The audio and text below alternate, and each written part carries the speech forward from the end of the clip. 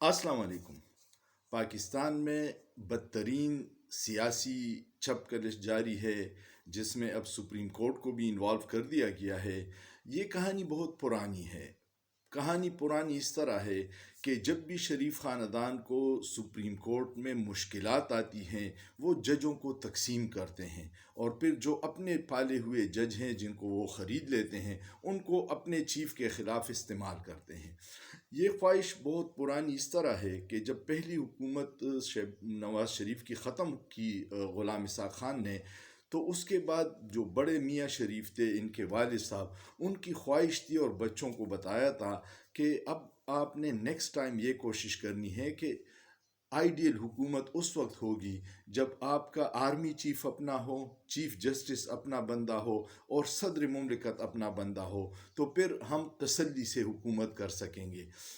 इस वक्त जो सेटअप बन रहा है उसमें अभी दो बंदों की कमी है।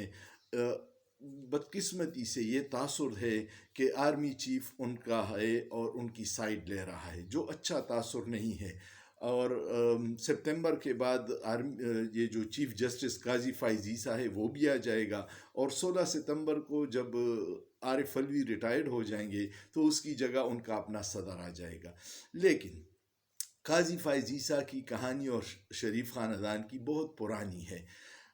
एक केस था, बहुत मुअस्सर केस था। वो पूरे इन केसेस और जराइम की माँ उसको कहा जाता है। वो है हुदैबिया पेपर मिल केस, जिसमें मुशर्रफ के दौर में जब ये सारे भाग गए थे तो इसाक डार ने खुद एफिडेविट दिया था कि किस तरह काजी फैमिली लंदन की थी, उनके जाली अकाउंट्स बना के हमने ये मनी लॉन्ड्रिंग की थी और ये पैसा निकाल के हमने एवन फील्ड के जो महल्लात हैं वो ख़रीदे थे। और ये सारा बहुत बेहतरीन केस था। केस को टेक्निकल बुनियादों पे किस जज ने बंद किया था? उस जज का नाम था काजी फ़ाइज़ ईसा।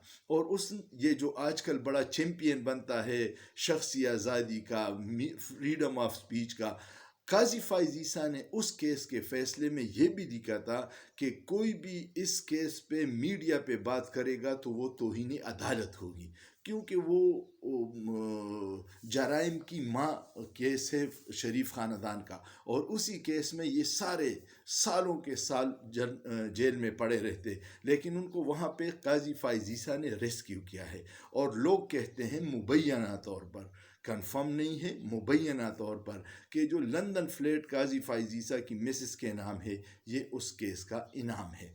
आज आपने कल देख लिया कि काजी फ़ाइज़ ईसा के ख़िलाफ़ ये जो केस पड़ा हुआ था रिव्यू का, ये 1 साल से पड़ा हुआ था। अगर ये गलत केस था तो शहबाज शरीफ को उसको पहले वापस लेना चाहिए था, लेकिन उन्होंने उसको एज अ बारगेन इस्तेमाल किया। काजी फ़ाइज़ ईसा के ज़रिए अदालती इंतशार फैलाया और उसके बदले में फ़ौरन 8 घंटों के अंदर अंदर उनका सुप्रीम कोर्ट से रिव्यू का केस वापस ले लिया।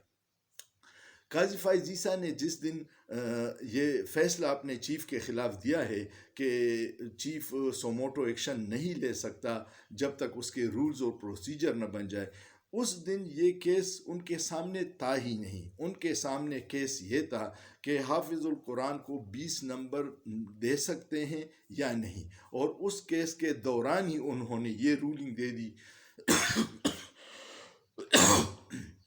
सॉरी उस केस के दौरान उन्होंने ये रूलिंग दी जिसमें वो जो जस्टिस शाहिद है, उन्होंने डिसेंडिंग नोट ये लिखा है कि हमारे सामने तो सिरे से चीफ जस्टिस के इख्तियारात या सोमोटो का केस ही नहीं था।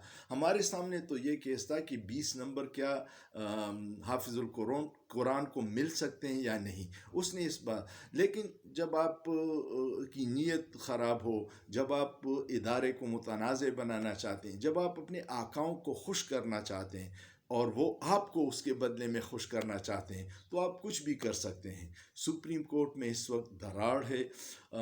सुप्रीम कोर्ट के मुअज़्ज़ज़ जज साहिबान, मुझे उम्मीद है कि आइन और कानून के साथ खड़े होंगे। इस वक्त सिर्फ 1 पॉइंट है, एक इलेक्शन आया 90 दिन से डिले हो सकते हैं या नहीं, या जो 30 अप्रैल की डेट इलेक्शन कमीशन ने सदर मुमलिकत के मशवरे से दिया है اس کو بدلنے کا اختیار الیکشن کمیشن کے پاس ہے یا نہیں، کیونکہ الیکشن کمیشن اس سے پہلے یہ سپریم کورٹ میں جواب جمع کرایا تھا کہ ہمیں الیکشن ڈیٹ دینے کا ہمارے پاس اختیار نہیں ہے۔ اگر آپ کے پاس یہ اختیار نہیں ہے تو پھر آپ کے پاس ڈیٹ بدلنے کا اختیار کہاں سے آ گیا؟ تو یہ جو کچھ ہو رہا ہے یہ گٹھ جوڑ بہت پرانا تھا، لیکن اب سوشل میڈیا کے دور کی وجہ سے اور عوام کی بیداری کی وجہ سے شعور آ گیا ہے۔ بچے کو پتہ ہے کہ قاضی فائز عیسیٰ نے کس کے کہنے پہ اپنے ہی چیف جسٹس کے خلاف یہ فیصلہ کیوں کیا۔ طاقتور حلقے اور پی ڈی ایم کی حکومت ایک شخص سے خوفزدہ ہے اور وہ ہے عمران خان، کیونکہ جتنے بھی سروے آ رہے ہیں اس میں اس کی پاپولیرٹی 71% پہ پہنچ گئی ہے، اور یہی ان کو ڈر ہے کہ اگر وہ آ گیا تو اس کو اسٹیبلشمنٹ بھی اپنی شکست کے طور پر دیکھ رہی ہے، اور پی ڈی ایم تو ہے ہی شکست خوردہ۔ ایک طرف دعوے کر رہی ہے کہ مریم نے قصور میں بہت بڑا جلسہ کیا، چلو ہم نے مان لیا تو آ جاؤ الیکشن کے میدان میں، آپ تو بڑے پاپولر ہو، لیکن نہیں، ان کو پتہ ہے کہ وہ جلسہ جس ڈرامے کی بنیاد پہ بڑا ہوا تھا وہ سب کو پتہ ہے۔ بریانی کا لالچ دے کے، افطاری کا لالچ دے کے آپ لوگوں کو تو لے آتے ہیں، کیونکہ قوم کو آپ نے 10 ماہ میں اتنا بھوکا ننگا کر دیا ہے کہ وہ تو کچھ بھی ایک وقت کے کھانے کے لیے کر سکتے ہیں۔ تو الیکشن اس ملک کا واحد راستہ ہے پاکستان کو آگے لے جانے کا۔ اس کے بغیر آپ کوئی بھی راستہ اپنائیں گے تو وہ عوام میں بھی بددیدی پھیلے گی اور پاکستان کی تباہی کا راستہ ہوگا۔ سوچئے، سوچنا جرم نہیں ہے۔